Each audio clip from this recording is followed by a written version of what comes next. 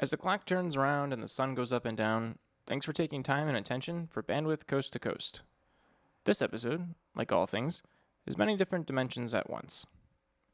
In April of 2016, I lived in Chicago and was working on a short-lived podcast on the side. I've had a long interest in water as a resource, how we're getting it, the increasing stress and instability of it. I can go on and on. With that podcast, I wanted to highlight water infrastructure and the looming issues with it going unnoticed. Taking a road trip to visit some friends in Quebec, I planned to fit whatever water I could in my Mini Cooper and drop it off in Flint along the way. Taking pause while driving and thinking a bit more about the moment in Flint, when I stopped to load up my car, I pulled out Google Maps. I saw Catholic Charities, and having worked with that organization in other locations before, I thought to take a chance and call for an interview. By chance, happenstance, serendipity, grace, or just the beauty that happens when you seize an opportunity, Mary Stevenson picked up on the other line and orchestrated all of what you're about to hear. This is my interview, conversation, an 80-minute peek into the daily work of Catholic Charities of Genesee County during the peak of the water crisis. As the page turns on a different numeral after a digit of intense events, I want to present a moment that, to me, feels like another life ago, but the lessons we were supposed to have learned still loom near. The Flint crisis was a canary in the coal mine for the lack of leadership and political will all too common these past 300 days. As you'll hear Vicki Schultz, the CEO of Catholic Charities, detail how the crisis came to be, how it was handled, and what they were facing in Flint. How this story faded out of the collective news and consciousness should be familiar to you. The air right now is sucked out of the room for how many more people like Deborah, who so giddily made dinner for Mary in the abandoned house she was squatting in, which since has burned down. As Congress deliberates how much money is being given now, how much is to come, while others hold political stances, sling words, more and more people are ending up in situations like Deborah. From being upper middle class, well-educated, whose life unexpectedly spirals and gets out of control, ending up living on the streets and finding immense gratitude in a bowl of spaghetti with some crackers in a decrepit abandoned house. I had the whole rest of the day to myself in a car after this interview. I thought I'd have to use that time to decompress from all that I would learn there.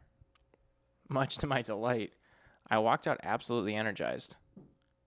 Walking into the building, I saw flyers taped to walls and lockers, giving stats to the situation in Flint, where, at the time, 40% of the residents lived below the poverty line. Every interaction I had from there, I could feel the positivity oozing from every nook and cranny. Perhaps despite the very suffering in the town, the next 80-minute snapshot of time is incredibly uplifting and heartwarming. The first part of this interview, I'm talking with Chrissy Cooper, Catholic Charities representative for the water crisis, before she leaves to go to a council meeting for the daily tactical brief on the water situation. She gives us a look at how widespread the problem was at the time, and how much uncertainty they were living in. Vicki then details how she found out about the lead in the water, as she was one of the first people called into the mayor's office before it was announced to the residents and the rest of the world.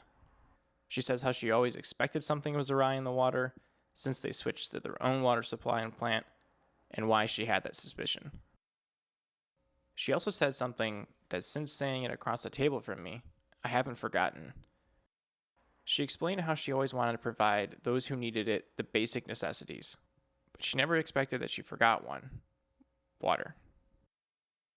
We'll then end with Mary and Vicki sharing stories about people at Catholic Charities who've become their friends after they were there when they had nothing.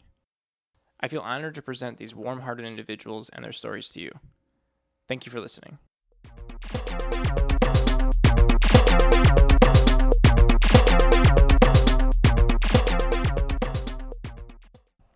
Real quick before the episode starts, if you'd like to find us on your social media platform of choice, sign up for our mailing list to be the first to know about episode drops, know about upcoming guests or opportunities to ask questions and provide suggestions, please visit us at bandwidthpodcast.com.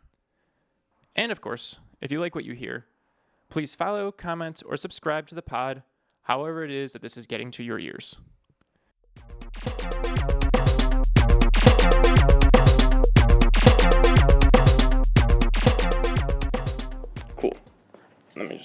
Perfect.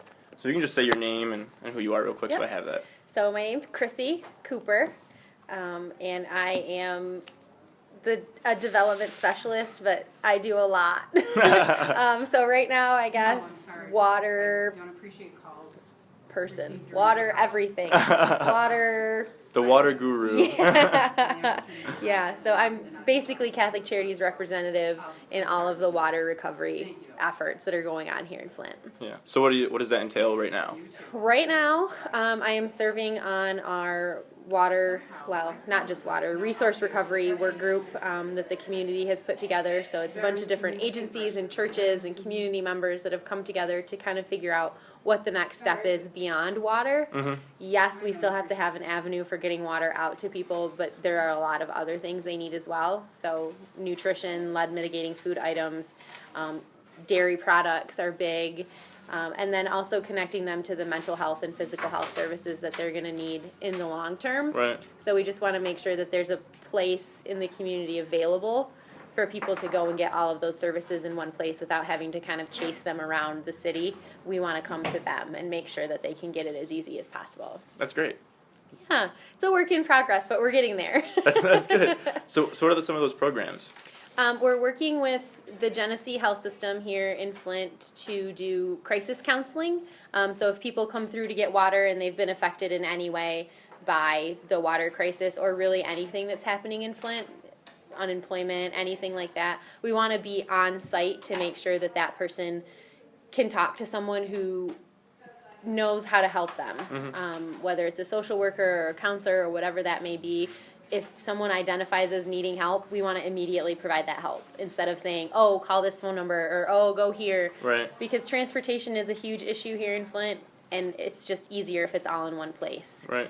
So that way we can do crisis counseling on site, we can do blood lead level testing, we can do just basically case management and follow-up as far as the physical health aspects go. We can answer a lot of questions for parents about their health, about their children's health, things like that, as well as providing the water and the nutrition, basic nutrition that, I mean, everybody needs something like that. And here's Vicki. Oh, hi, And Vicki. she's got it all. So. I'm John. Nice to Hi, meet you. John. Nice to meet you. Vicki Schultz. Nice to meet you. I'm recording right now, just to let you know. That's all right. That's okay. If you can introduce yourself real quick, just so I have Vicki that. Schultz, VICKY, CEO, Catholic Charities. Nice. Well, thank you for taking the time. I know Yep. it was like really last minute, but appreciate both of you guys talking to me. So you were just telling me about some of the programs that are going on with Yep. water and nutrition and other things like that. So you said transportation's a big problem here? Transportation is a huge issue here in the city. It's just hard for a lot of people to get even to doctors' offices or to get to the fire stations and pods and things like that to pick up water.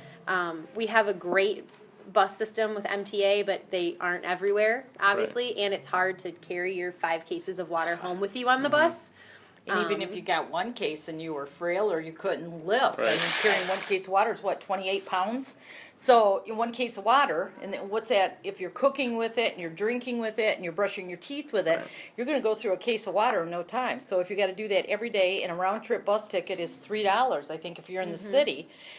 So many of these folks don't even have that, and that would add up over time too. So. Yeah.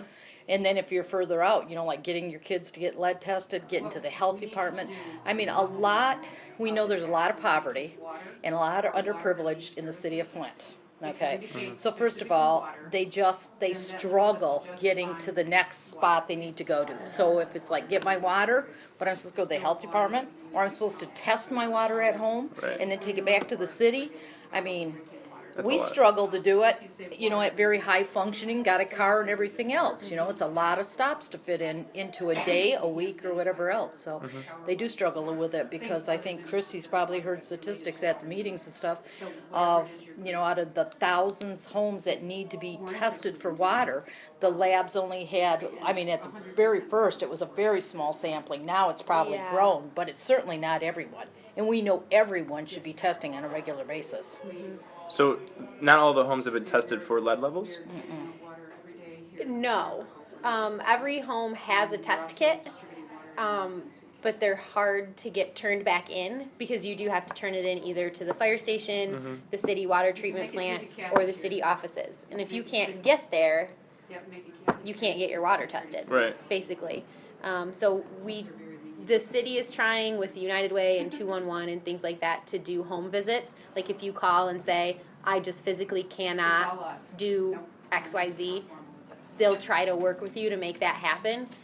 We're limited on what we can do because, lack of resources, lack of volunteers, lack of basically everything. And then makes again, it hard. And even the ones that turned them in, I mean, there's no guarantee they've done them correctly either. I mean, when you take that water sample, that should be the very first, and that water should have been setting still in that faucet For 6 hours. Minimum 6 hours. So it's the first thing in the morning. So before anyone gets up and starts flushing a toilet and moving water in the house, you should be getting your water sample. Wow. So is the level of how far it's reached in the city that the lead problem is that not really known then? Because not all the houses are tested, or is it pretty well? Well, They've got a pretty good idea of where it is. And most of it's mapping the pipes that are in the ground. They know what kind of pipes are in which neighborhoods, and it's the pipes that have lead soldering that are most at risk for that. Isn't that study U of M did? And you got a whole map of the city of Flint, and then you see these dark areas and areas they think, but they've mapped it all. Concentrated. I mean, it's not every single home, but it's a lot of them. Is it concentrated in certain areas? Certain zip code areas, sort Yeah. of, yeah. Like where you're sitting now, this Yeah. zip code, 504, that's another high one. So they're like, when you look at the map, you see these big dark pockets in different areas, so. That's the best they've done at mapping it out where the pipes are, but that's why they're encouraging everyone to check, everyone to get some kind of, got to start somewhere with some benchmarks and then see as every month. But people are not testing, I'm sure. It's a struggle to get people, and that's true of anything. I mean, I'm just the buildings that we own, Catholic Charities. I'm just now setting up a schedule where my maintenance man, first of every month, get your bottles, get it running in the same faucet, same place, so we can start tracking. Is it staying the same? Is it going up? Is it going down? Because we don't even know. I mean, I'd like to say it's safe here and put everybody back on water, but what you're going to find in the whole community is nobody's going to trust. So even when I have this same conversation with staff in a staff meeting, staff that weren't there, how it gets translated to them, that was very interesting because it already came back that I was going to make everybody drink the water again. And nobody's ready. So I can't, I was just saying that day will come. And it's going to be, if I can't even convince my staff when they see me drinking it, I can't even imagine what the whole community is going to be like. Right. That's a really good point. Is it stabilizing, or is it going down, or is it? It's stabilizing. The treatment is working. The additives that they've put in the water, the anti-corrosive, some kind of whatever fancy scientist word they like to use for it, but what they're putting in the water is working. So it is recoating the pipes, which basically means the water's not picking up lead anymore. They're moving towards being confident in saying the water's safe to drink again.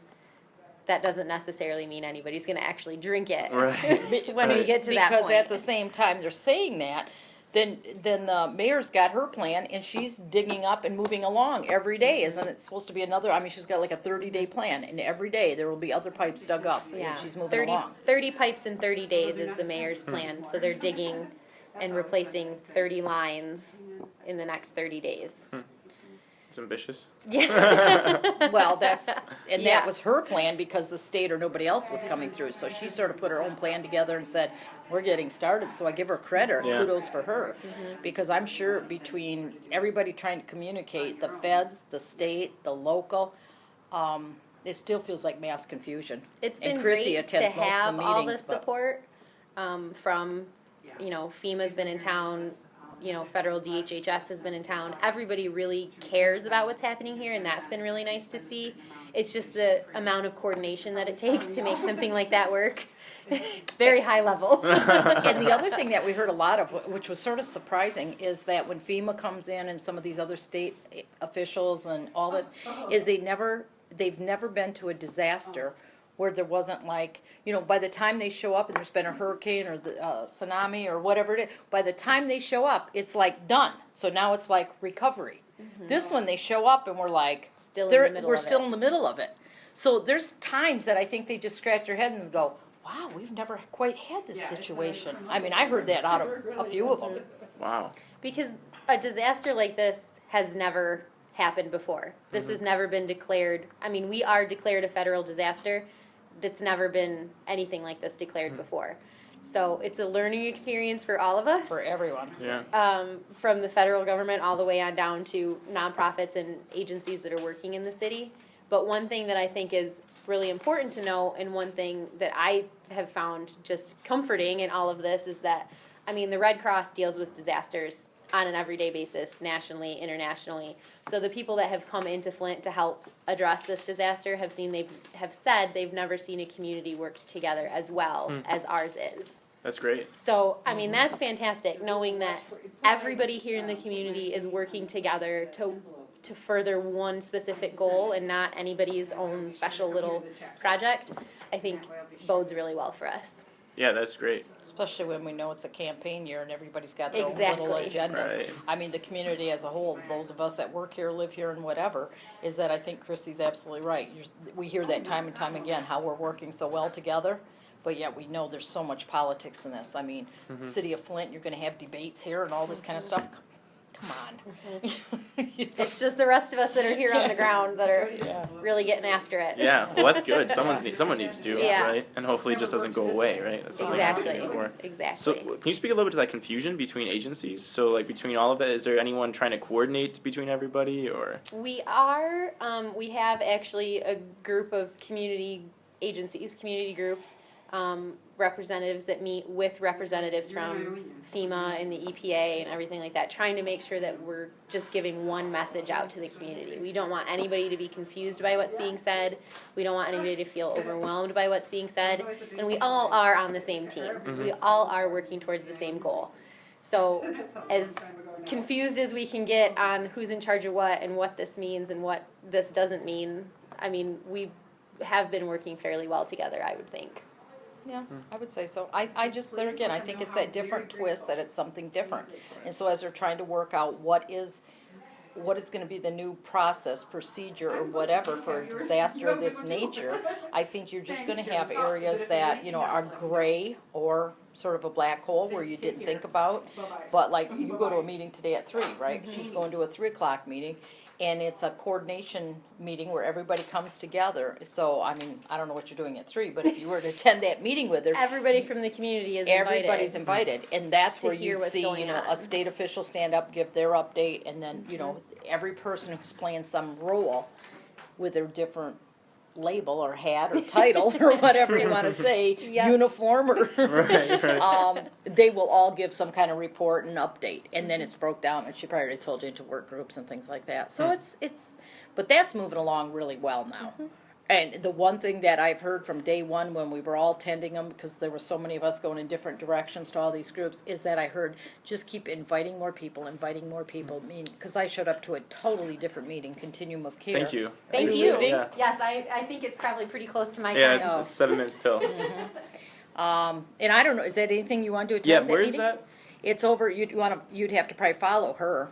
Well, if Okay, you give me the address, I can just finish Oh talking yeah, to you and that's head over. right. Do you know what? Do you have the Howard Street address? It's in City Hall, it's not at Oh, it's at the City Hall. Hall, It's in the okay. council chambers. Yep, that's right. It's not. Yep, right downtown. So she had mentioned getting blood lead level tested. Is that something it's ongoing to test? It's Is it on- everybody? It's everybody. Yep, they're encouraging everyone, but they're focusing primarily on 6 and under. Children. But there's many adults that want it done, and the health department's doing that too, or you go to your primary care physician and get that done. So I did. I mean, just because I work here and been drinking this for 2 years, and so I thought, yeah, I will. But once you've backed off, they say it leaves your system within 28, 30 days, something like that. So I shouldn't say leaves your system, doesn't show up in your system, because it's already been absorbed by your bones and so on. So I think the public health officials, they'll tell you that they're just going on the basis that all children have drank the water, and they're probably all, that we just have to see what the effects of the water are gonna be on these kids. Some kids, it might just, they can deal with it differently than the next child. It's no different than anything else, but it's gonna depend, because we know every single child eats differently, every single child, you know, how much water, how much pop, how much whatever they drink, so it's gonna be different for every child. It doesn't mean that every single child who's drank the water in the last 2 years is gonna end up with some cognitive behavior problems or this or that. It's no probably no different, but we all know we have to stay alert and we have to track these kids. So they will follow, every kid 6 and under, they want tested. So they're pushing for lots of money, and everything is now going to be funneled into the early childhood development stuff, into that population. And that's been free testing, mobile units, all your health clinics, your health department, the doctors will do it free. So every child under 6 is the real push. Right. Have you noticed or heard about any, obviously there's going to be some issues with having lead levels in children for that long, but have you already started seeing the effects of that with, I don't know, any type of... Oh, well, some things, like one case, there was a case, I guess, that went to Washington, D.C., and everybody's like, wow, where'd they find that case? One where the mom obviously said that she had a kid that was getting, perfect in school and great grades and this and that, and then now after 2 years of drinking this water, he's failed, he's like, I don't know, what elementary grade of some sort. I didn't see it on the news. I was told about it and said, now where on earth did that kid come from that they already know? But, if that really is true and they find that out, that was a pretty devastating case. I mean, what they were showing in Washington, D.C. So she went with this kid and testified or did something. So I missed that piece of it. But you've got people like that that are coming out saying that's what caused rashes and that's what's causing this behavior and so on. Now, for Catholic Charities, we're in the foster care business. And so we already have to... As soon as we heard about all of this, we had to go and take water to all of our foster homes, make sure they have filters on. We had to make sure that they know how to change a cartridge in them. And all the kids in the home, regardless of the age, they all had to be blood tested. And we had to test all those foster care homes, too, that are in the city of Flint. And we're doing that we're tracking all that stuff. And we have a statewide data system. So obviously, if you're in the foster care and adoption business, you have to pay attention to all those kids. Even if we adopted out 30 kids last year, and the year before that, we still have to follow up with those kids, because if they were in a family, in a foster home that was in the city of Flint. So it's been a lot of extra work for us in many, many different aspects of everything we do here. Now, Chrissy talks about the water distribution, and we've been doing that since day one, but you got to think about our soup kitchens, you got to think about the people who stay in our warming center. We've had to worry about, 100 employees, and how we make coffee, and what do we, bottled water here, and they can't turn the faucet on anymore. And so just working in an environment, like that's open from basically 8 to 8, there's 12 hours, and then the warming center, we're still making meals in the evening and those kinds of things. You just had to worry about gallon jugs of water, how you're going to rinse pasta, how you're going to cook your vegetables, and we're serving over 15,000 meals a month. So, you really had to stop and think about it. And then the employees that I have that live in the city of Flint, it's sad because, you'll see them in their car, and then they'll drive up, and then they put cases of water in their trunk, and you talk to some of those, and they just say, it's just every day. It's just another burden, another thing they got to worry about. You always got to have bottled waters in your bathroom, because I'm sure it would take me a while, because I would just want to immediately brush my teeth and just think you turn the faucet on, and not thinking, oh, I got to take a cup in there, or a glass in there, I got to take a bottled water in there, and I'm going to brush my teeth now. I would have to really stop and get myself in a different habit. So I think just doing that. And a lot of them were worried, at first it was like, can you bathe in it? Can you shower in it? Can you do all these kinds of things? So there's been lots of controversy about that, but the last word we get from the public health officials is, for any adults, it's not a problem. They're just saying keep small children out of the bathtubs, because there's probably not a small child that doesn't want to play in the tub, drink the water, splash, and whatever else. So there's many of our families that we even know they heat up water, like gallon jugs of water. They boil it on the stove, and then they add it to the bathtub, and so they're trying to fill up a tub to wash 2 or 3 kids in there at the same time with bottled water, and prefer, hopefully gallon jugs of water, and not opening up that many water bottles. So it's a totally different way of life. I'm sure that they got to live like this, Yeah. I just know what it's like in the office, not alone thinking, I go home and still turn on my faucet, because I'm outside of the city of Flint, so. That's scary. Yeah, it is. Very, very scary. Yeah. It's almost like living like a third world country, Yeah, and you just can't even imagine we'd ever see this day. Well, and that's sort of like when this all got announced. We have soup kitchens, one on site here. I have a warming center where people stay 24/7, sleep on the floor, come with, give them a bag to sleep on, or a quilt or something. You then get all their personal need items here. Like I said, so we feed them, we're clothing them, we're giving them what they need.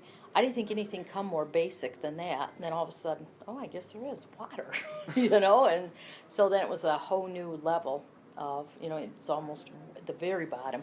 And if you can't provide safe, clean water to folks, that is sad. Yeah. As part of the research I did for this, I talked to a professor out of Berkeley who spent like the past 35 years studying water and water utilities and all that. And he told me a study he conducted where they asked, I don't know, it was like 15,000 people where water comes from, and 70% of the people said the faucet. Oh my goodness. Right. When I heard that, I was astonished because, even myself, I would say that's probably where it comes from. Like, where do you get water from? I get it from the faucet. I wouldn't think Lake Michigan. Oh my goodness. See, and I've always lived on a farm, so Right. I've always had a well. Well, right. So all of this is so like new to me. This is all different to me, that you have to have a water supply. You got to get that, because to me, you dig a well and you have a well in the ground, and sometimes our water, if it hasn't been on or I'm on vacation, our water will spit and sputter, and it'll look orange too, you Right. know. But, so this was all new to me to think, oh, okay, you're purchasing it from, we buy, you sort of got to learn what it is. Coming Right. from the Detroit River, now we're back to the Flint River, now it's going through, but for a standard person, I guess, who's always just turned on the faucet and never had to worry about a well or well problems, that probably would be the answer, Right. I guess. What was it like when this got announced? How did everyone react? How did you react to it? Oh my God. What did I? I'm sure I said something more than oh my God. I think it was. You have to tell them how you were called all the way down to City Hall and the whole bit, Vicki, on the run. Oh yeah. I think first of all, it was probably. Yet it was shocking. It was probably more shocking when it became declared as a national disaster. I think I always questioned what, Mary was working with us, there was a bunch of us. When it was orange, we always questioned it. And then the city way back over a year ago started this Keep the Water Flowing. It was a campaign, and we help here with water bills, so people's water didn't get shut off. When they switched, the water rates have just been outrageous. So it's two different things here. One is the quality of the water, and the other is how expensive. Now, if people, tell you the truth, I don't think it would have been probably as devastating if our water was really cheap. If your water bill was $10 a month, say. But when a standard person who lives alone has a water bill of $150 a month, one of our employees who makes $9 an hour, and she come in and she said, my water bill's $150. I do 2 loads of laundry a week, and I take a shower every other night, and so she can't be using that much. We've seen water bills here that, they might be a couple months worth, but $1,200, people that owe $1,800. I can't even imagine. There again, I'm back to thinking I have a well. I don't pay for that. I pay to put my well in, but I don't pay for my water. So I think you got two things that sort of, one is the price of the water was ridiculous. So then when you got the quality is terrible, it's like a double whammy. If the water would have been cheap, I think people would have, we got, We're getting terrible. what we pay for. Yeah. So we're getting what we pay for, kind of thing.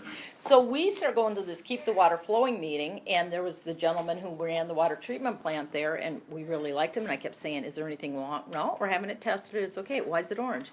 Well, that's just because and blah blah. And we'd ask the same questions. Mary, you were there, weren't we? Yeah, the same stuff. The same stuff over and over, Over and and we over. were just told. And then about. When was that water giveaway in our gym? February 3rd last year. Last year, February of 2015. 15, yep. And they're saying everything's okay. And then they wanted to use our gymnasium, and the city wanted to do a water giveaway. And Mary and I said, well, we're not hosting this thing. We're just letting you use our gym. And we just sort of scratched our heads, and we're saying, okay, the water's okay, but yet you're going to give out water. So it seemed like an oxymoron, isn't that what that's called? And that we just always seemed puzzled by. And I personally said to the mayor, I said, if you're trying to convince the city that the water's okay, and they were on TV all the time and everything else, we gotta show to the community, if it's okay, we can't just talk the talk, we gotta drink the water. So when we hosted it in our gym, we had a pitcher, didn't we, Mary? Every A table. water pitcher and glasses. Because our belief was if we're furnishing the setup, you're going to drink the water, regardless that we're wondering, like, we're scratching our heads like, why are you giving water away, if you're telling us it's safe. So there was always that in the back of my mind. So when it happened, it was like, yep, see, we did know there was something wrong. And so then you become sort of angry. I mean, I think it's just the common person is like, okay, have you been lied to? Who lied to us? How come we were told this? And I mean, they really did know something. Why were they giving water away way back February 2015? If we're just discovering now and a year later in 2016 that it wasn't safe.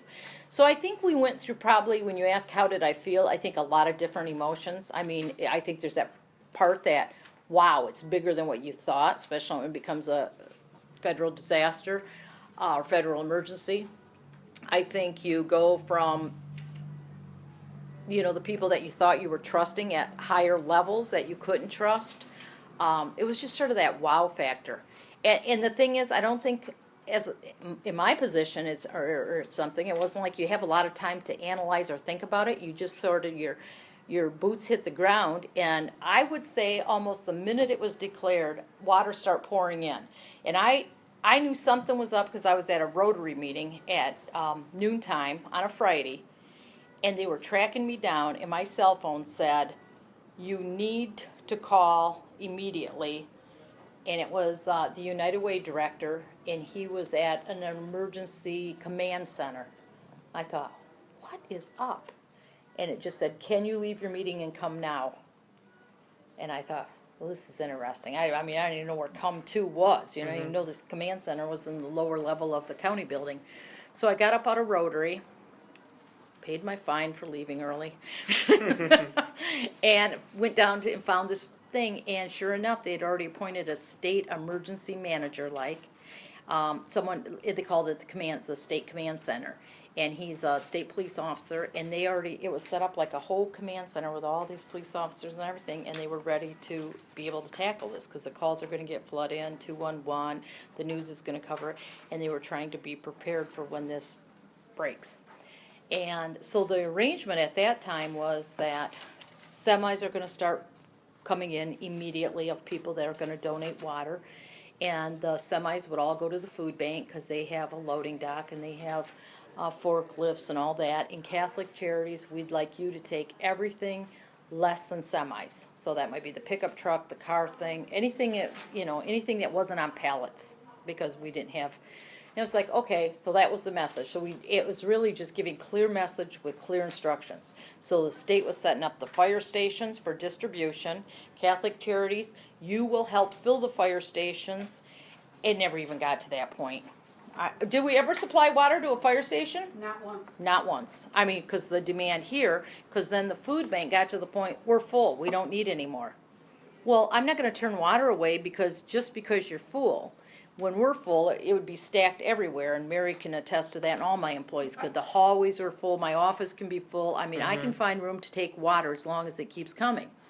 Well, they kept saying they're full, and so we start getting Art Van hooked up with us. Yeah, we partnered with Art Van and Channel 4 in Detroit. And then also Grand Rapids with the sleep doctor, and what channel's that, 7? Yes. 7. OOD. And so Art Van brings a truck. Now it's slowing down. Is it still every day? We're doing about every other day at this point. We've had 2 this week. But when it was at its prime, it was every day we had a new semi. One day we had 12 semis here. Semis. Now remember, we were the ones that weren't going to take semis, and here we are taking semis. So, but when we first started, and when I literally say our boots are on the ground, you'll hear Chrissy say that, all of us, it was like, my facilities guy was on vacation, you might know, and the first umpteen semis came, right? Yep, we were on our own. And we were on our own with no mail direction on what we should do, so we just lined up in a, just in a, what do you call that kind of line? Just assembly line, thank you, assembly line, and we start putting it in the gym. So as each semi pulled up, and I have to say that all the guys from Art Van and everybody we've run into, I mean, you always hear truck drivers won't lift a finger. These guys all helped us unload. They probably saw all of us, but at that point then it was people coming from all over the country. People, I mean, we could just tell story after story. A young man who got a bonus check, and he drove from where? Rochester, New York. Rochester, New York. He took his bonus bought water and drove all the way here to deliver that water. Went back. He worked for, was it a mattress Company. A mattress company. When he went back to work, told him what he did, his boss matched his bonus and sent out more water. Huh. You know, so I mean, the stories of people that are so touched by this that can't believe, you know, and they just go on and on and on. And I mean, and if somebody pulls up, a woman came out of Ohio one evening about, what was that, 5:30, 6 o'clock? Oh, their dog. Along with her dog, drove in a great big Suburban, had a big covered trailer, and her youth group had collected water. Well, when they come pulling in at 6 o'clock, I'm not going to say the place is rumbling at that time. You know, everybody's went home. So who'd they get? They got Mary and I and whatever. And we went down to the warming center, got some homeless people out of the warming center and said, can you help us unload? So at 6 o'clock at night, we're still unloading cases of water. So that's how we were reacting to this immediately. We just did what? And it was going as fast as we were getting it. Oh, it was. There's 3 of them in this department. Sheila across the hall. There was probably, 3, 4, 5, 6, 7, probably 6 to 7 of us that were taking calls, wouldn't you say? Oh, yeah. 6 or 7 of And us the taking. front desk. And the front desk. And the calls were everything from everybody, and it's whoever they could get through to. I'm not saying this is the first place they called. This might have been the first place they actually got a voice. But we are the place that City Hall and Red Cross, we're the place that they're sending people. So when Somebody people, calls and said, oh, no, we're not taking it, but call Catholic Charities. so we became the dump all. Good for you guys. That's great. Yeah, so I mean, but we basically, I feel like because we're open like from 8 to 8, so you'd get a human voice, you'd get somebody that wanted to talk about what's going on.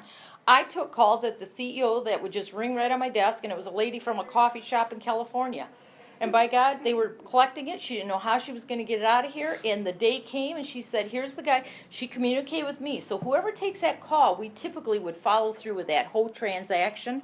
So it was interesting to be involved in all of those kinds of things. Chrissy was our main contact, the one you met here. She'd be backed up, by the time she'd go home, 50 to 75. Oh, my gosh. We're trying to help split up the calls. We tried to split up We calls. couldn't keep up with them. You couldn't keep up with it. And it was everyone you picked up was another one from somewhere else in the And country. they're still coming. But the woman from the coffee shop, which I thought was funny too, she says, it's coming, here's the truck. She didn't know how she was going to get it here, but she was going to, and there was a coffee shop in L.A., and she was doing a favor for the friend who had the coffee shop. She said, I told him it was your great idea, I'll find a way to get it to Michigan. So she found some truck driver who's delivering cars. So it was on the top rack of a car carrier, all these cases of water, okay, all these cases were up there. He called me at my desk, or on my cell phone, because I think I gave that woman my cell phone. He called me on my cell phone, tell me who he was, and that he was in Grand Rapids delivering cars, and that he'd be there. Well, at that time is when I finally figured out it was on a car carrier. And I said, how are we going to get it off a car carrier? I mean, like, I couldn't even figure out how we're going to do this. We'd already done a lot of things. Sure enough, he pulled up here, and the guys worked at getting it off that car trailer. And he wanted to know how long it took to get from Grand Rapids to Flint, Michigan to deliver that water. And that was that call that started out in a coffee shop in L.A. So That's amazing. But we got hundreds of those stories. You know, I'm just telling you a couple that I'm aware of, and Mary can tell you another zillion. But it is, the outpouring support is now, that's what keeps us going. It's the smiles you put on people's faces. It's knowing they help. A lot of people come with a whole family. They want to see how they can do it. I mean, you see things on our Facebook where the family pulled up and they had their whole car was full. Well, all they do is open up their trunk and they stay out in the parking lot and they're handing it out right out of their trunk. So. Yeah, that's what I did when I got here, actually. Did you really? Yeah. And then that is slow. I Yeah. mean, we were doing, I think, did Mary or Chrissy tell you? At our prime, we were doing between 3,000 and 4,000 cases a day. Wow. And Do you have enough water now? We do as of today. Yep. Now, I was standing out there yesterday when Channel 4 showed up, and we had no water because we didn't have a new semi yet from Mark Van. But in the From Mark meantime, Van. a woman from Waterford and her 4 kids, her homeschool kids, their church collected up and they came with 44 cases of water, and that lasted till exactly when our pan truck showed up. I saw that on Facebook last night. I wondered if that's what happened. I saw them standing there. Things So just work out. things just work out. I mean, and the thing with Catholic Charities is I think we're flexible. We're going to meet the demand or whatever somebody throws at us. We just we're there. So Art Van, the furniture company? Uh-huh. So they're donating water. They have drop-off stations at all their stores in Michigan, and now they expanded Ohio and Indiana. Did you tell me? Illinois. All the way Illinois? across the bottom. And so they're still coming, but it's like they're supplying the driver and the trucks. So it's like that has caught on because almost everybody sees an Art Van commercial or goes to an Art Van or so. And I think Sleep Doctor's a lot like that too, but Art Van is really a biggie. And if it wasn't for them, we would never have the kind of People supply are of having water. water drives in Chicago and going to their Art Van and dropping off the water. Because that's how they'll know it'll get here. Yeah. I'm going to do that now that I know. So that's great to know. Yep. What about the burden on people that have to now buy cases of water as opposed? I mean, it was bad before, from what you said. Just the water rates went up, but I would imagine it's any better now. Well, the community still has water. So if anybody can't afford water, or even if they can afford it, I mean, long as they know it's still free and available to them, I would assume they're still going to get it at the fire stations, but that's going to be ready to close down sometime in April. And now the state and all these committees are trying to set up pods. And a pod is going to be where a semi-trailer comes in, sets up their canopy for the day, and there's 9 wards in the city of Flint. So, ward is like a district, okay? So their goal is to get a pod set up in all 9 wards. And then, of course, another thing is get people jobs. So the state now is sending money through, like your Work First programs and so on, and they will hire people to be at those pods. I don't know what the hours is. Have you even heard what the hours are going to be for pods? No, it's shorter. Sandy's operating as a pod and not as a pod over at Holy Temple. You mean not officially? Not officially. No, She okay. is, but she isn't. So there's so many church doing their own things, but the state's going to come in and designate these pods because they're going to make sure that semi gets there every day. There'll be one person that'll be like the supervisor for that pod, and then they'll hire anyone off the street or whoever goes and applies, and that will be helping the unemployment rate and the people that are unemployed in this community. Now, I don't know if that's for the next 6 months or a year or what that is, but there still will people be able to go to a pod within their ward. And you don't have to make it to a fire station. It should make it a little bit easier for these people with transportation issues. But like the church Mary's talking about, she's got tons of water yet. And so you hear about it, and it's funny because sometimes we hear it's coming here, and next thing it doesn't show up and it went somewhere else, which that's okay with us as long as somebody's putting it to good use and vice versa. So that's working like that throughout the entire community. But to the point that somebody goes out and buys water, I don't know. I mean, I suppose if it was somebody like if I lived in the city, I'd probably, when I'm getting groceries, I'd probably buy my own water. I'm not sure. Well, if I worked here, it's right in the parking lot. But, I don't know if I'd go out of my way, put it that way. If I had the $4 to buy a case of water every time I go to the store, I'd be probably buying my water and not going to the fire station. Mm-hmm. But I would say a lot of people are taking advantage of the free water. Because sometimes, I've just looked out and I see, I'm being judgmental if I say, an Escalade pulls in and they're getting water, like go to the store and buy it. Right. But then who am I to say I'm not living in this situation, so I shouldn't be judging at all. Mm-hmm. So. Yeah, I think it was on sale and I got 6 cases for like $25. Wow. Yeah, but that's not enough. If I had 2 kids and a wife, like that's not enough that's a day and a half. So you're probably going to take advantage of if you can get it free. Because it probably is going to become a burden anyway. I mean, you got to cut out the dog food or something in order to buy the water. Right. That's like 3 times the rate of gas a day is what I'm paying for water now. Yeah, exactly. So it's a burden on families, and I just listen to my employees talk about it. And the couple that I hear about the most don't even have a family; they're just by themselves living. And I just hear them say, "God, they even put one of them even put a filtered." Shower head on because she's worried about the water, which, if the filter is supposed to take out the lead, but see, there again, it's not going to work because you're not supposed to run hot water through them. No. So I don't know what the object of putting the shower head on. Yeah, now that I think about it. Cold showers. Yeah, cold showers if you're okay with that. Yeah. So I do think it's a great burden on everyone that lives here. I just know what it's like just to try to think about all the places, like I said, it touches our services, and that's enough. If I had to go home every night and think that I had to live in one of these, I don't know, yeah. I don't know. That would be very hard to handle. I would imagine. So you said the fire stations are closing down in April as a distribution center, and then they're transitioning to these pods? Correct. Okay. Correct. But these pods should be better than fire stations. Just because it'd be more convenient? There'll be more of them. Do you think the supply will keep up? I'm hoping so. Okay. And I assume that the governor and somebody at the state level's got funding into that to keep it up. So if the water doesn't come in donated, somebody's going to have to spend money and buy water, you know. But we're finding, a lot of other donations. People are doing hand sanitizers and baby wipes and shower wipes and all that kind of stuff too, so people that are concerned. And we've put a lot of that to use because downstairs in our homeless population, there isn't a shower here yet. There will be when we finish this campaign, but for now there's no showers or anything like that. So one way or another, the supply of water's got to be either come in free or it's going to have to be paid for with state dollars.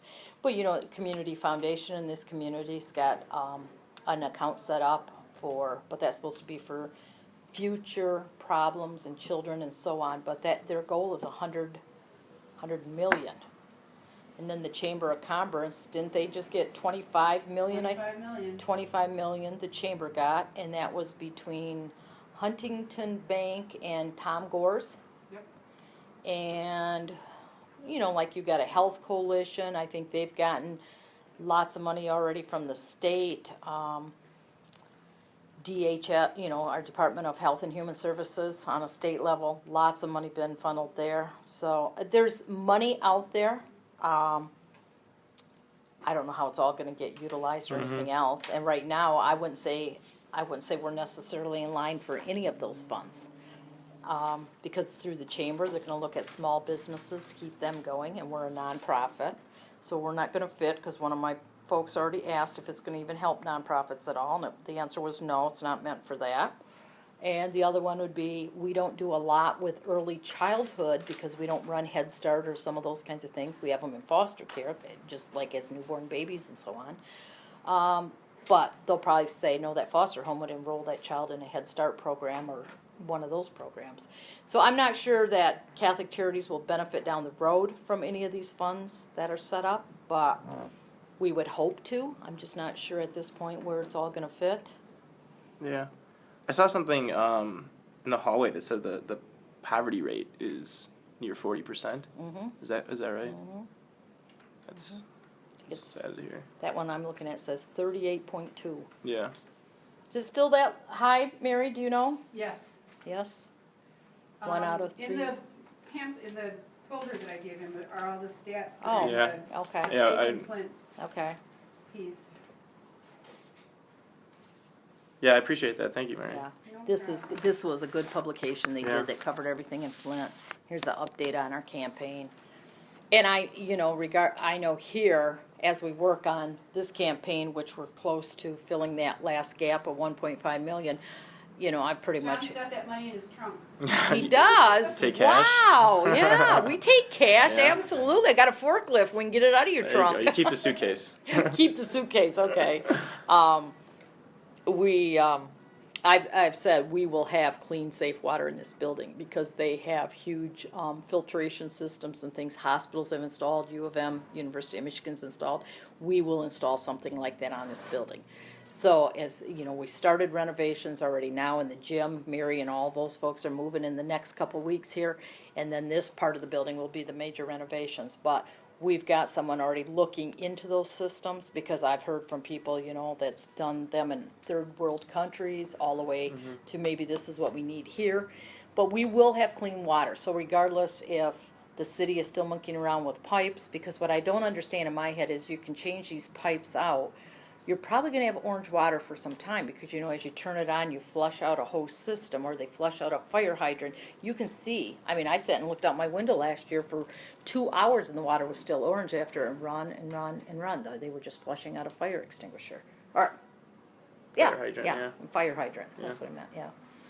And so, but here, we've even talked about with our renovations, and downstairs we're having showers for men and showers for women and a laundry facility. We've talked about, maybe going one less wash machine and putting a basin in where you can come with gallon jugs or you can come like a filling station. So we can say, we have clean, filtered water, blah, blah, blah, and we can promote that, especially to this population. Because if they're still in an older home some of these people don't even have running water. I mean, when we close, they'll be back in these vacant houses, and they'll just be squatting in them. So they still got to have a place to get water. And I'd rather give it to them, and we have to figure out how we're going to pay our water bill here. Versus last year, wasn't it last year when somebody broke off our outdoor faucet? Yeah. We never had that before, vandalism and that kind of stuff. So that tells you water's high. They wanted access to water, so we come in and the whole outdoor spigot was broke off and the water's... Well, I don't want people to vandalize in order to get water, something that's so simple. So we will provide the water, and then we will figure out how we as a nonprofit will pay for our water bill. If people come with milk jugs and those kinds of things. And we've always recycled water bottles here and that kind of stuff because we do that in our personal needs closet. So, could we recycle milk cartons and that kind of stuff so people could leave here with, you could recycle right now. We got tons of the 1 gallon water containers. So here's 3 of them as you go home. You came to eat lunch here today, but you're going back to your vacant house you live in. Take a couple jugs of water with you. Yeah. And fill them up in the fill station. Is there a lot of people who squat in these vacant houses? Oh, yeah. Yeah? Yes. When we first opened our warming center downstairs, and that just all actually happened sort of by, accident, I guess. I don't know what you'd call it. We had a sack lunch program. I was looking out the window, and we had this great big school, that we're in right here. So I took it over in 2010. The heat was on. Now you got these old boiler systems, and the heat's either on or off. So Mary's either over here in her bathing suit or she's over here freezing. It's one of the Good days. yeah, it's one of the two. You never have an in between in these kind of systems because you can't regulate. There's no zoning and all that kind of stuff to regulate it. So the heat was on, and I was looking out the window. My window in the building I'm in next door faces north, and they were lining up for their sack lunch program, and no cars around. They're just lined up waiting for the sack lunches, and they had to go to that building. And a guy got, I don't know, he had 3 or 4 sack lunches, and he's going to get in his car and go home. And I'm looking, he's not getting in any car. I wonder, so he's going back. And pretty soon I saw the first sandwich come out of the bag, the paper bag's flying away, and he's standing with the wind blowing in the snow, and he's eating a cold sandwich.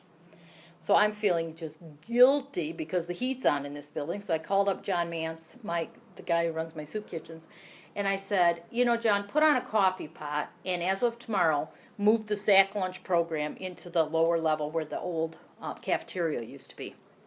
And he says, okay. And then a couple days it was like, calls me, he says, well, how do I get him out of here?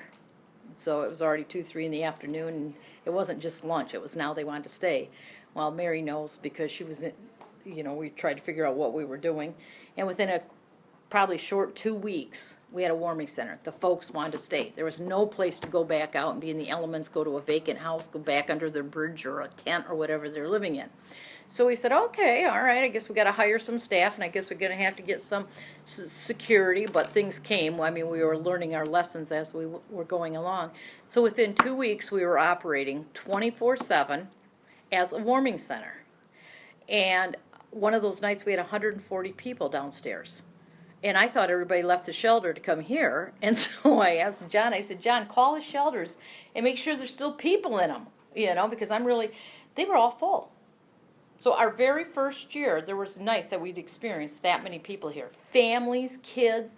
It was a learning experience, I think, for both Mary and I, because I'm thinking just the person who's basically homeless, and then I'd walk out at night at 6 o'clock at night in the winter, it's dark, and this end of the parking lot would have all these cars in there. I'm thinking, what are all those cars? Well, those are people who either lived in their vehicle, they couldn't afford to keep it running, it was so bitter cold, or they had no heat going in their homes, and they'd come here to sleep with their family, then return to maybe their home during the day when the sun was out or the daylight or whatever. So it was people that literally had vehicles that were staying here for the night, just for that shelter and that warmth. And so there's a lot of people. We couldn't continue at 140 because we're not supposed to have that many down there or in the building or anything else, and now we usually run between, 40 and 50? Yep, 40 depending to on the 50. weather. Yeah, depending on the weather, because if it gets extremely cold, we're not going to turn somebody away.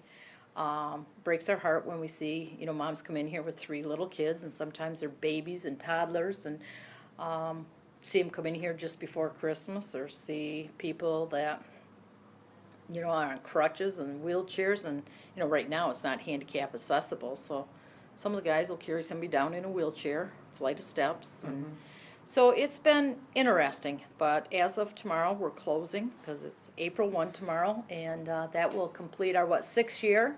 Yep. And lots of lessons have been learned over that 6 years. Lots. Mary's probably got more stories to tell. The first year I was very close to the whole thing because we were trying to figure out what on earth we got ourselves into. But we saw a need, and it seemed to make sense that if the heat's on, why are you letting someone freeze to death somewhere, or be in a vacant house? But no, I'd say there's a lot of squatters, wouldn't you, Mary? Oh, yeah. I mean, and many of these people over the winter you get to know, and you get to know their stories, and it's very interesting because they will tell you they check us out as much as like we're checking them out. I mean, they have to know if they can trust us. They have to know if we really practice what we preach. They want to know they're going to get treated with dignity and respect, and then that news travels fast. I mean, they all have their own little network or group, and so when this breaks like now, they might stay closer because it's still cold or whatever. But then as spring, as it gets warmer, they'll go back out because they might have their own area. So some will return to the east side of Flint. They might have their own certain houses. Some will return, and that's the same way they'll come back December 1. So December 1, they knows our opening date because, my goodness, we have them on December 1. We do. So it's like, it's really, the first year there was a lot. Mary's even went to a homeless house before and had lunch there. Yes, I did. What was that like? I didn't give it a lot of thought until I got over there. Tell them what your first thought was, why you had to do it. Where was Vicki? Where was Vicki? 'Cause she... I'm walking past the building. This woman had been returned to us. Her feet, she was found in Pontiac, frozen to the pavement. And they took her to Pontiac Osteopathic Hospital, and when it came time for her to leave, they said, where do you live? Catholic Charities. Catholic Charities Warming Center in Flint. So the police in West Bloomfield and Pontiac, they put their money together and they put her in a cab and they sent her home. They sent her back to us. And so for a few weeks she was wandering around barefoot. Her feet were black with frostbite, and they didn't want her to put any shoes or anything on because they were afraid she'd lose a toe and not be aware of it. So she wandered around with her feet just black. And one day she came into my office and she says, "Miss Mary, I've got to show you something." And she started to take her socks off, and I'm thinking, I'm not ready to see this. I am just not ready.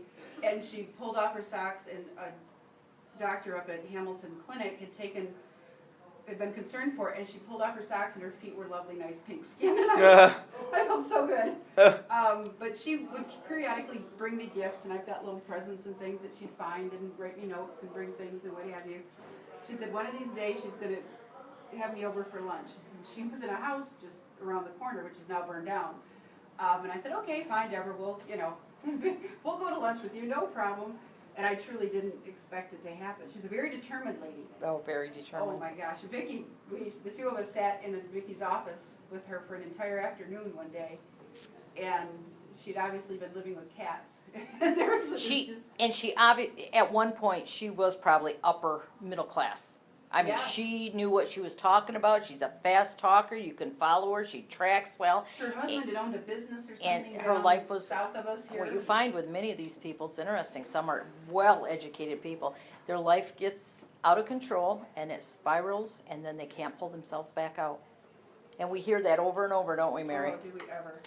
But she appeared one day, standing in front of my desk, and said, "Are you ready for lunch?" And I said, "Oh yeah," and I was not really paying a lot of attention to it because people come in with a lot of different stories. She says, "Okay, let's go." And so I'm following her across the parking lot, and people from the warming center behind me are, "Miss Mary, where are you going? Where do you think you're going?"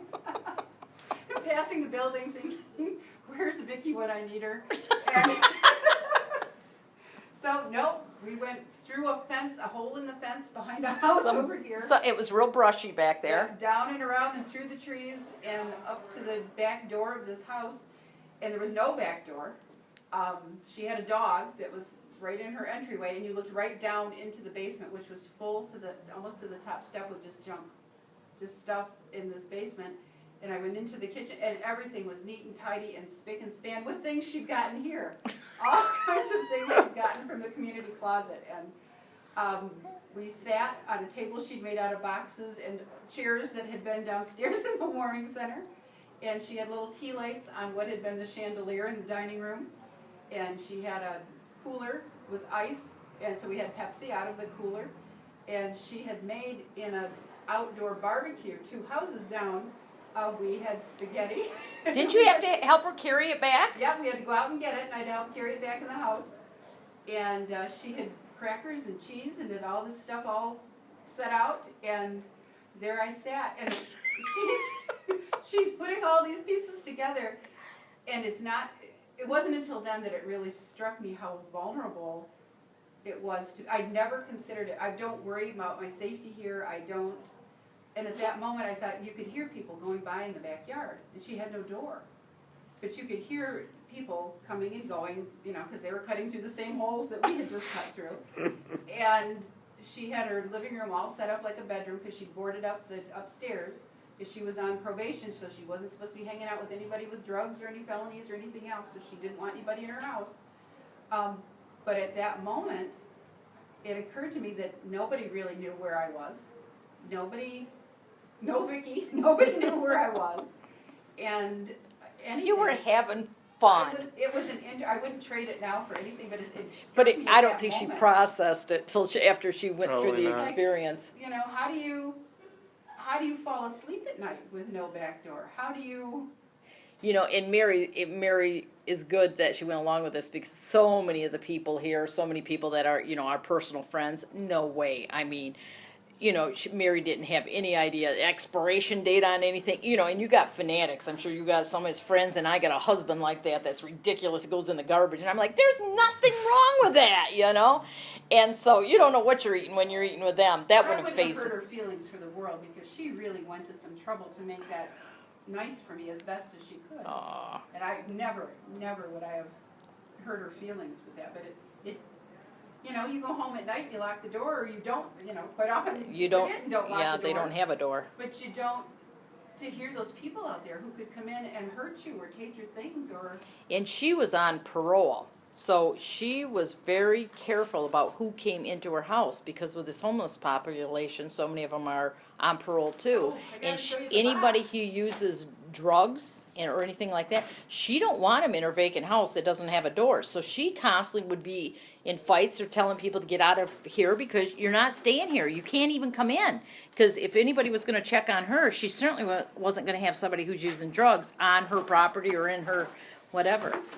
So one day, I'm sitting quietly in my space and the sun is shining and birds are singing, and there's a commotion out in the hallway. So I go out to see what's going on, and Deborah had come in and was filling out paperwork, and she's sitting at the end of a table we had out there with this box, and she had opened the box, and our security guard said, Deborah, you can't have this, you can't have it. She'd had a beer can, and that was the end for her. That just kind of, she broke, and she cried, and Mary, why can't I do that? And she was just upset. So she comes in with this and opens this up. Everything she owned in the world fit in this box. Her entire world. And she had a beer can because it was worth 10 cents. She was going to get the 10 cents for it. It was her medications that she had because of her frostbite and some odds and ends of this, that, and the other, and a couple of necklaces. And this is what she was living out of, this box. And I can't bear to throw it away. This was her whole world. Can I get a picture of that? Sure. Well, you gotta tell him this one too. I see your other one. My other guy, yes. Yeah. But we run into a lot of interesting people over here. But it's, for so many people, I mean, we may have named it the Center for Hope, but it Really is the center. It really is. It's the For only hope. hope they have. This was one night on a Friday when we were leaving. Fridays we close early here. We close at 4:30 instead of 5:30, and invariably, like with anything else, 4:25. There's something that's going to get in the way. Do you work here? Maybe. Can't say no. And you can't, especially when you're the last one out of the building. So coming across the parking lot, and as I'm going toward the car, this car comes zooming in ahead of me and kind of closes off the alley. And stops, and a lady gets out, and a man gets out, and he's taking bags out of the car for her, and she gives him a big hug, and off he goes. She goes down the alley, and this guy turns, and by that time I'm at my car. He says, "Do you work here?" And it's like, Yeah, I do. And he starts coming at me like that across the parking lot from behind his car. And he put into my hand these bills. And he said, you were here, you saved my life. You were here when I had nothing. I want to, and he gave us, This is all I have. It's not much, but I want to give something back. That's what he gave back. Also, I've not turned that in as a donation. I just I can't bear to undo that either. I gave 4 clean $1 bills, and we've saved.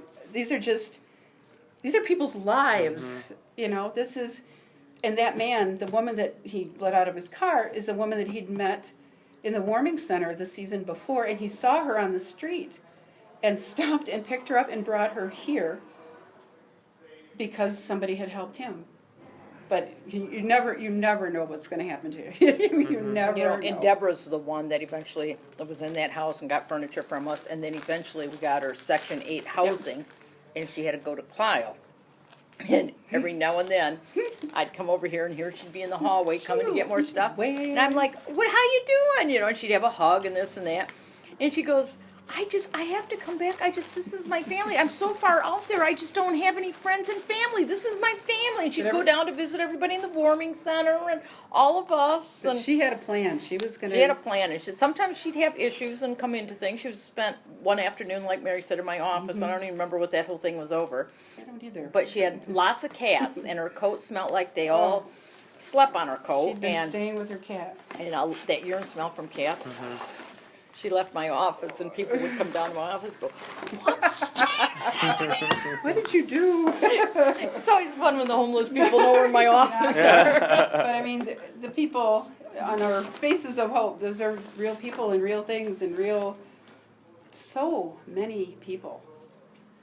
Just so many people. I've got a gentleman now, Mr. Dupree, very tall, skinny guy, has one eye. He's lost his eye, and he goes periodically to the doctor to have his eye checked on and what have you, and his house had burned. Terrible, lovely, kind, nice man, but his house had burned and he had no place to go. And he checks in with me almost every other day. Is that the one that was there the other day? Yeah. That was asking for you? Mm-hmm. Mr. Fuqua. So they're just lovely, nice guys. He came by today. I'd seen him downstairs. He's poked his head out of the men's room, wanted to know how late I was going to be here today. And he came up and he's all spiffed up in his spring jacket and his straw hat, and he's all... This will be the last day we'll see him. He won't be at the warming center tonight. His house is all set. He put the finishing touches on the mildew repellent or whatever it was he needed in his basement after all this, and he was finally able to get back into what had been his mother's house. And that's where he's going. Tonight will be his first night there, and he wanted to give me a hug goodbye. Aw. They get to be your friends. Is Anthony still calling? Yeah. Still getting furniture to Still fill odds and ends and whatever. Well, at least he's not calling my desk. I gave him to Eric now. Or does he call you? So, depends. Oh, well, right now their phone isn't working, so the calls are coming in here. Okay. So.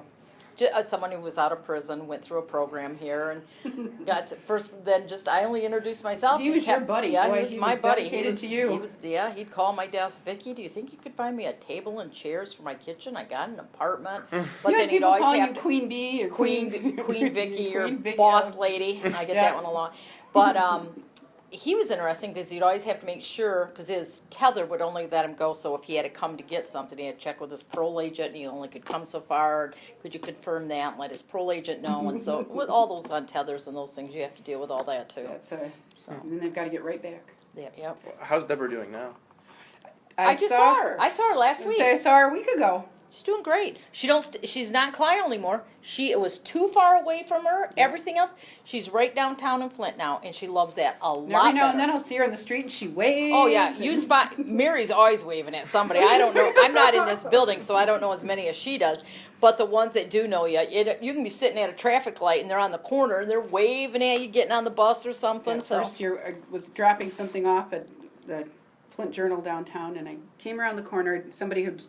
Pam was running sandwiches into reporters before our sandwich sale. So I was going to go around the block, and I'm heading down the street, and there are a group of people on the sidewalk, and I'm not paying a lot of attention and driving along. And all of a sudden, they all turn and start waving at me, and I'm like, they're all my friends from the warming center. I thought if my dad could only see what my education has brought. The homeless of Flint are waving at me everywhere, but... It's a sign you're doing something right. Yeah. I'm hoping. It I'm is. hoping. It is. is. We're hoping. We're hoping that's our keys to the pearly gates. I mean, and they're not all. Most of the people that come here, there's something that's missing or wrong, or something that they're lacking in medication, or they've had such horrible things happen to them. You can't even.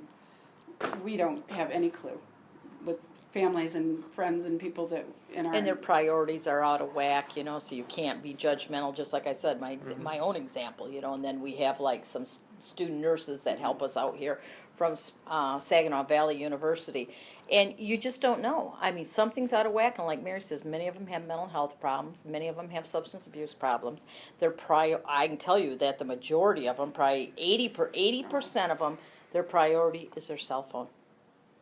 Gotta have it, gotta plug it in. Gotta have Where's it. the- I mean, it's nothing to walk outside our buildings or any place, and they're plugged into the outside of our building, so we charge all homeless. Well, we looked into what it's going to cost to put in a charging bank, Like- so we could. When I we mean, have the warming center, we've got. It's a priority. It is a priority. I mean, to those, and we know some are probably drug dealers, and some are probably prostitutes, and some are a combination of everything. But, you know, if it means they gotta pick up cans in order to pay for their cell phone, That's or what they however they get it, And we that's, don't ask. There's no qualifiers to get in here or to No. get things here. The only thing that can happen if you can't behave yourself here You'll and be get- respectful you'll here, get then out to banned. go. But other than that, if you come here and you say you're in need, we're going to help. If we can, we're going to help you. So that's really the only thing that we ask for. If you've got a need, we'll help you, but please try and behave yourself, because Yeah. we've got to look out and make sure everybody's safe. So. right. And that's the one thing, I mean, even when we opened this warming center, not knowing, and any time we checked around with other warming centers in the state, they were operated like by churches, and church people would watch them. They never had the population like we have. You know, here they get released from, you know, they might check in at the emergency room and flipped out, be bipolar or something. Then they send them down the And street to then, us. and then as soon as they're released, they're here. So like Mary says, as long as they behave, and even if they're intoxicated, even if they're higher in a kite, if they can sleep it off and just not bother anyone, don't create fights, don't create whatever, you're okay with us. You know, Because- when we started that, the board said, well, do you gather weapons? I said, what would are you we like gonna us do to with do? them? Stand at the door with a basket? Please deposit guns and knives, you know, and pick them up in the morning.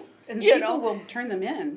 You had quite Yeah. a collection going for a while, and I've had people. I found this knife wherever, and for a Yeah. while I had a batch of them. I gave them to Greg. Or and they he or they disposed hide of them before they get here, Right. you know, kinds of things, because they know that we have signs up that says no weapons, No but it's weapons, not but- like we check their pockets or pat them down or anything else. No, But but- they use the Blessed Mary Yeah, behind statue. her. There'd always be a backpack stash behind her somewhere. We Yeah, I just mean, leave it there. As long as it goes So, in, everybody's fine. We have all kinds Yeah. of stories to Just- tell. And the other thing is, you know, for us, I mean, I assume you're here to do a water story. We're into every other story. No, no, no, no. No. I'm not gonna stop. Yeah, but the one thing for us is, one thing we say is that we serve from birth to death and everything in between, We and do. probably every kind of situation. Because you have too many agencies, too many services, that they're probably too rigid. So when you find that when we find there's a need or there's a gap, somebody will probably tell you, and that's why call Catholic Charities or go to Catholic Charities. And we develop a There lot are of shelters in town that will take your shoelaces, take your belt, take your phone, take whatever it is before they'll let you come in for the night. Well, where are these people going to go? And a lot of the police department will release people at 3 or 4 in the morning, and they're out wandering. Or Well, the hospital will send them down the street I without. don't even know last Tuesday why that guy in the warming center had no shoes. Came with socks on. Yeah, And I he know. couldn't talk. So he held, you know, we tried to say size of your foot, and he held up. So so we went and got him a men's pair of 10. but you never, put 'em on, you he never smiled know at us, what's but- gonna. You don't know who's going to be here. So, and we're doing some, like, downstairs during this part, we were doing some, like, debriefing from the whole water De-stress. situation, de-stressing and that kind of stuff. So we were having, you know, like, they want Or their the blood pressure Reiki check and the. Thing where it's all energy and relaxing people. But it was amazing. Look at, you got what your My little little Ty. feisty. Her name is Ty. She's an itty bitty tiny woman. About Feisty. She's Feisty. like one big cranky, just packed into that teeny tiny woman, and she's just angry all the time. All the mad, time. just mad. So we got her funneled into that room. She sat quietly, and the I have woman not- that was doing the energy thing, I thought for sure she'd just turn around and But She's one of those people, you can just feel it coming you off just her. can't even stand next to her. You can feel it. She's just, something's gonna burst. Yeah. And I was surprised that she, She participated. She liked it. Didn't she Yes, thank you? she's She came thanked back and several thanked times. Mary. I happened to be in the room at the time she was in there, and I'm thinking, oh boy, we're going to fight in here. No. if somebody's sucking up her energy, we're in trouble. I thought maybe you should stop with me and all four of you go to her. It might Everybody. take everybody over there. Man, and you can see the people when you meet them and talk to them, the ones that have really been in problematic situations, and they can't deal reasonably. It's just not within their ability at this point in their lives to function. Another thing that might help, when we were putting all this together, start a campaign, if you go to this website, there's still, and it's a little outdated, because we did this already 3 years ago or Yeah, 4 3 years years ago. ago. So in that sense, but you wouldn't necessarily know that. What's amazing, when Mary referenced that, we called this the Center for Hope, because we were trying to figure out what is a word that describes sort of everything we're doing. And there's times in the beginning of this campaign we were very frustrated because the food bank in town had kicked off a capital campaign. In less than a year, they raised all their money. But sort of what they do is in their name, food bank. And so you don't have to question it. None of your friends have to. Everybody They understands need food. hungry. It goes to a food bank. Well, on our end, we don't get as excited because we have to buy that food from the food bank, where most people think it's donated to nonprofits. We probably have one of the largest bills on a monthly basis at the food bank. But anyway, that's the other side of the story. So they raised their money and it describes it. So we were tossing around how, everybody kept saying, you got to have that elevator speech, which I'm sure you've heard that all your life, elevator speech. How need do a you big do that? elevator. We need a cargo elevator, That's the thing. because it takes a while to talk about all the things we do and how we do them and how we try to fill the gaps and the holes. But what's amazing is that when they did this, it just came in and it was sort of like, it was a really good day. The video guy comes in and Mary says, do you have any friends downstairs at the warming center the year we were doing this? And I said, nah, I only know, the only one I really got to know was Russell. And I said, I don't know if Russell's down there. And it was a guy that always had like seizures, quite a few in a day. But this other young man would look after this older gentleman, but Steve was a flat top Yeah, haircut, like a crew cut kind of crew guy. cut kind of guy. Very to himself. Leave him alone. He always another one. And he that looked like he looked like he might pop at any minute, and he'd only walk by and go, hi, hi, and that would be it. That's all he'd ever say to me. Well, the day when the video guys asked me, I said, I don't know, let me go down and see if Russell's down there. And I saw Steve, so I walked up to Steve and I said, Steve, have you seen Russell down here today? No, I don't think he's here today. I haven't seen him. I said, maybe you could help me out. And he says, well, I don't think so. What do you need? And I says, well, I got a video crew here. And I said, Russell's who I really was looking for, someone that already knows me to talk to me about what it's going to mean to do this renovations and so on. So he's getting in line for lunch. So I'm right behind him getting a tray and I'm in line. I sat down with him and you'll see in the video, I'm sitting there pretty soon. Another one of Stefan joined us, this guy. Pretty soon and Corvette sat down and joined us. By the time I was done eating lunch with him and talking to him about what we're doing and how we're making this better for them, that the shower facilities and blah, blah, blah, blah, blah, all three guys wanted to be interviewed. We had no clue it was good. I don't even know if Steve could talk besides hi. If you see him in this video, you wouldn't even know it's the same guy I'm describing. Mary and I watched the video because we weren't cried. standing there, and you just cry. Every single one used the word hope, and they give us hope, and it feels like family, and they don't judge you. It was fantastic how it came together. You couldn't have imagined. You or couldn't written even it. held up a script to even do any better than what these guys did. And these were guys that didn't even know me until I sat down, ate with them, and told them what we were doing and how we wanted to make it better for them. So that was really a cool experience, It a was. very cool experience. To think that many people get the message without, Right. because we're not running around saying, oh, we're here to give you hope, we're here to, Yeah. this is just how we deal with their lives. So then it was really cool because then we knew when we named this Center for Hope that we were It right worked. on target. We That were was like, really oh, nice. this is cool. But back to the other one thing with us is that we do everything from when there's a safe delivery. That's someone who's given up their child and they don't throw it in the river anymore because they have a law now that you leave them at fire stations, police departments. So we get safe delivery babies here. We get the call from the hospital. Mom just delivered, the baby's an hour old, get down here because we're going to start the adoption process and so on. So we go down to Hurley Hospital or one of the hospitals. And Last year, I think we did 4 of them. Four of 'em, yes. 4 of them, I think. And so that's when I say we do something right from birth all the way to the other end of that, because people are dealing with so much isolation, depression, grief, and loss kind of issues all the way. And so many of the seniors over-medicate, and they're still trying to take care of their kids, and they're taking care of their grandkids. We have a grandparent program. It's called Kinship Caregivers. And we have a great-grandma who's now 84. 84, and she's taking care of her great-grandchildren. I don't even know how she keeps up with toddlers. Teenagers And toddlers. And I'm like, oh my goodness. So when you look at the whole thing, the nice thing about Catholic Charities, and regardless that now we're into the water thing and we're into this, and we've touched on a lot of things, they can be coming here for the kinship care program. They can be coming here out of prison because they're getting substance abuse counseling here. They can be coming because they got family conflict here. They can be coming because they're a foster parent. Is that by having all of the services that I talk about, is that it sort of enhances everything we do. So no matter if we got the work ready room, no matter if we got a foster parent who gets kids during the middle of the night, our foster care workers can get a crib and bedding and the diapers and the formula. So it's not like, because many of these foster kids get pulled out and they come with their pajamas and their blankie and that's about it. So how in the middle of the night, or what happens if you're taking them to a family who's never taken little ones before that needs 2 cribs, or they need a stroller, or they need, it's very rewarding, I guess I would say, is to know that we fill a lot of those gaps and we can help. So when they're doing therapy, and if they got a client who just lost their job and they're distressed by that, and his wife just filed for a divorce and she's dealing with this guy, and he's to the point where he's just in need of something. No matter if it's like, I got to figure out how I can get housing on my own. I lost my job. I don't have the money. We were renting that or this or that. They will come and they'll hook him up over here, or help him with some other bills that need to be paid, or if he needs transportation. I mean, it's like the therapist just walks across the parking lot.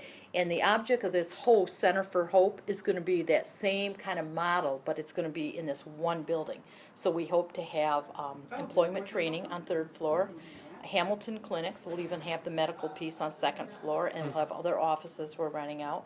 We'll still run all of our operations on the 1st floor. The downstairs, like I said, we're putting in the showers. We're putting in laundry facilities, because now it's only 2 washers, 2 dryers. We're putting in a big bank of units. And then our gym will be physical activity, and there'll be a big recreation room too, where people can sit during the day, watch TV, play games, that kind of thing. But one thing that we do know is if you keep people physically active, their chance of recovery is that much stronger. So we're already planning in all of our drawings and blueprints, and working with architects, we're putting in a sound system. And so if you're waiting for an appointment because you're going to be next to deal with a woman who's Section 8 on housing, or you get an appointment at the clinic but you don't want to go somewhere for an hour because you only got 1 bus ticket to get back home, okay, so now you've got an hour you got to wait. Well, the speaker might come on and it might say, if you're available at 10 a.m., and it might be 10 too, we're going to do gentle yoga in the gym. Please join us. And so we will encourage people to come for that physical activity and be able to, because the gym's 9,000 square feet here, so it's big. We can do a couple things at the same time. We do not want to be the ones doing the physical activity, because we also know in town, because we like to collaborate with people, is there's people that their focus is on working on obesity. And so if it's Easter Seals, if it's the Crim Foundation, if it's whatever, we'll work with all those people who've got funding, and we'll just do the logistics. Come and use our gym. We want you 2 times a day to do basketball, 2 times a day to do volleyball. We want you to do this, and we'll line all that up. And so we want the physical activity. So the whole building will be this one big concept of meeting all their needs. It's amazing. Providing, what did I write down? Providing everything a person needs to build hope from birth to death. Oh, how cool. That's cool. That's a nice, that's a nice little succinct. Yep. Thank you for doing everything you guys are doing. Oh. It's the energy that you guys have is tacit. We love it. You can see it. Yeah, It like everything. plugs us in and keeps us going. I feel like I just had a shot of espresso, honestly. So. And we're not young. Yeah. I've been doing this for 60 years. So, wow. yeah. Thank you. Seriously. You're welcome. That's You're welcome. amazing. No, I love it. I love giving people chances in life. I think that sometimes people just have hard. I mean, just like with parolees. I used to work in the Jackson prison and down in Jackson, Michigan. So when I came back to Flint to work 9 years ago, it's like, who's working with this population? Nobody wanted to touch them. And I'm like, no, it's a good population. There's a few bad apples, but these are young people at one time that made some really bad decisions. But does that mean we just throw them all away? They're going to come back and live next. You know, my mother used to worry about me, and I said, Mom, they're going to be in the. You should be more scared to go to the mall or the post office. You know, everything we see. We're probably safer here, like Mary says. We don't worry about our safety because we're treating them how we want them to treat us. We're treating them, and so when you look at the large population, Wayne County by Detroit and here in Flint is the highest returning parolees that we have in the state of Michigan. And we know prisons are always talking about being overcrowded. They're going to continue to release people sooner and sooner to cut down on how much it costs to keep a person in prison. So we're going to see more back in our communities all over. So that's we believe that give them a second chance, you know. And we have the work we do with them. I would say that we find that they are very, very thankful. I mean, the Anthony I was talking about, those are all guys that have done 20 years, 25. Yep. Wow. Well, some amazing work that you are doing here. Thank you for taking the time to talk to me too. And it was so last minute, and I took over an hour of your time. I feel like at this point. You hit a good day when Mary called me and she said this guy's coming. I said good day. Good day. It was a paperwork day. Yeah. My desk is like this, but it gives me a nice break. So I appreciate that. And you came from Chicago? Yeah. I'm from Chicago. I'm driving to Montreal.